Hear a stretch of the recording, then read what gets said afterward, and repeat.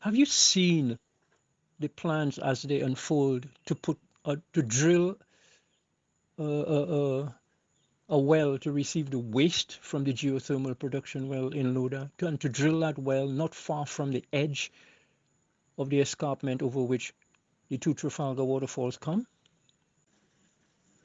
Do we understand this large scale attack on the natural environment as being the last nail in the coffin of any prospects for significant, sustainable, and sensible development in Dominica? And we want to keep talking about, oh, they need to get together to provide proper management for the island. But the island is being disappeared right before our eyes. What's up, guys?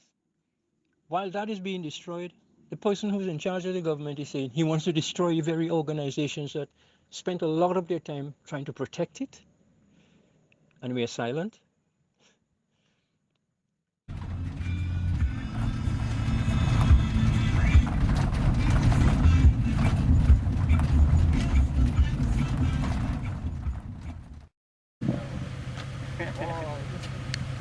So we're here? We can come out? Yeah. So how much has it grown? Significantly. At least twice the size. But when I was here the last time, it was reaching up, but it was narrow. Now they've expanded. And as you can see, all of this drains onto the road and across the road, eventually into T2 Gorge.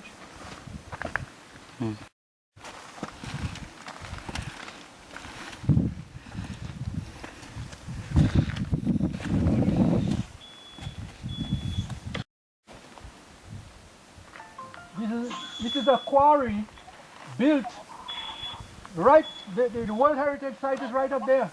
You see, I don't know if you see a pillar up there, a tree. And they're just mashing it up. And you know T2 Gorge, right? Yeah. Okay, all that you run off from here, when it rains, it goes down, crosses the road, and goes straight into T2 Gorge. So we're here to document it and to sort of, because we're filing a formal complaint to UNESCO about this, which threatens the park and threatens, you know, all the surrounding area, as does the geothermal madness they call our projects. This is insanity. In March of this year, I was here. And when I got here and saw a quarry, I inquired. I discovered at the time that it was Colin McIntyre, while he was a sitting minister of government, had actually built this quarry, which used to be just a little place where people from Loda and Trafalgar would come here to get a little tarish, a few bags of tarish, if they were doing a little project at their home or somewhere, or the village council. Colin took this and turned it into a commercial quarry. For that to happen under the laws of Dominica, you have to request planning permission. You have to have an EIA. This is a living example of a bad project, of a dangerous project, of a lawless project. Because this happened by somebody who was in the government. It's going to take leadership on the part of the private sector, who depend on tourism. But they're silent. Where are they? What are they saying? Do they understand what delisting a World Heritage Site would do to the brand of Dominica as the nature island and to their businesses as a result? Schools. We should be bringing students here to see this and explain to them the geological, the geographical, the ecological damage that is caused by things like this, and help them understand why planning is important, why getting planning permission is crucial, why environmental impact assessment studies are important. That is the opportunity. We have to convert this bad news into a good news story for the next couple generations of Dominicans, so that this does not happen. And it's Okay. our right and responsibility to protect those rights. And it's enshrined, Afi, that planning supposed to be safeguarding those rights. Yeah. But then, I just always find it weird that they would have chosen one of the, or if not the most visited area by tourists in the country to conduct a geothermal project. Whereas, like you say, we have 9 volcanoes, so you could have chosen yeah. another site which have less impact. I think this is the easiest way They to get thought to it. This was the easiest. And cheapest is always dearest.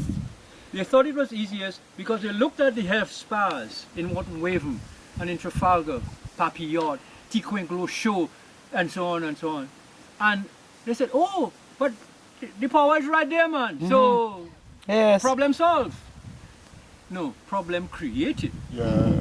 Because our people had found a way, led by Papillon over the years and Cuthbert John Baptist, Okay. as a way to use a natural resource sustainably and sensibly to create jobs, to create business, and to do well. But no, that must now be sacrificed. That must now be put aside. Because somebody thought, because there were hot water pools in Wharton Waven, it meant that they wouldn't have to drill far to get power. But guess what, people? Some of the drill holes that they put down looking for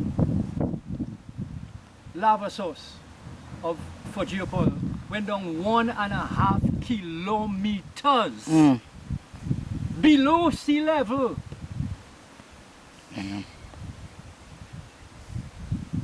That is why the French Electricité de France, their utilities company, their power company, Yeah. that was talking to us about purchasing power from Dominica. When we went below 1 kilometer looking for a well, Yeah. that is the cutoff. Okay, they pulled out. They pulled out of the power purchase agreement and they pulled out their financing as well. Because they realized it was useless. It would be too expensive. There's a direct correlation between the depth of your well and the cost of the power. Because remember, and people often forget this, when you drill wells and you start,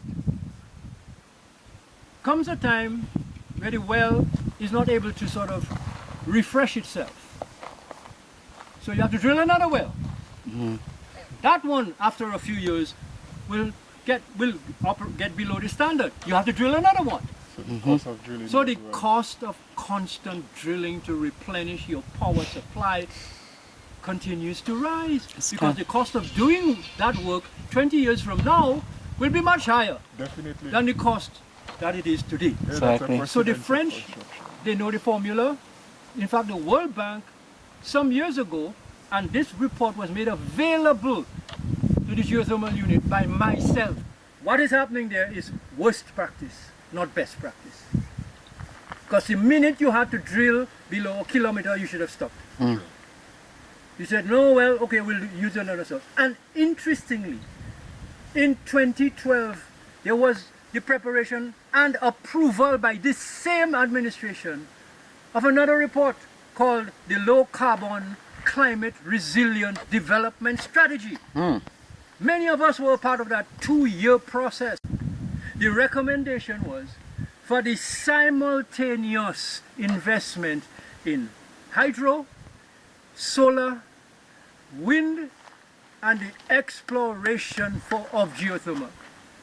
And $143 million became available to Dominica under that project. And you know why it became available to us? Because we're the only island with a terrestrial World Heritage Site. Because they started putting every penny they got for energy into one thing, the one that was furthest away from generating power.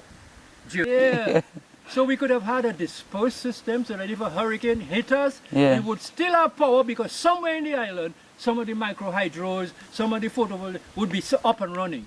So our grid would still get power. But you take in and you put in all your $100+ million for sustainable energy in one location where there was already millions of dollars being made by the country from tourism and agriculture. You're going to destroy that because you got it into your head, just like Colin McIntyre got it into his head, that he had the authority to do this. They figured they had the authority to do the geothermal, so they went ahead.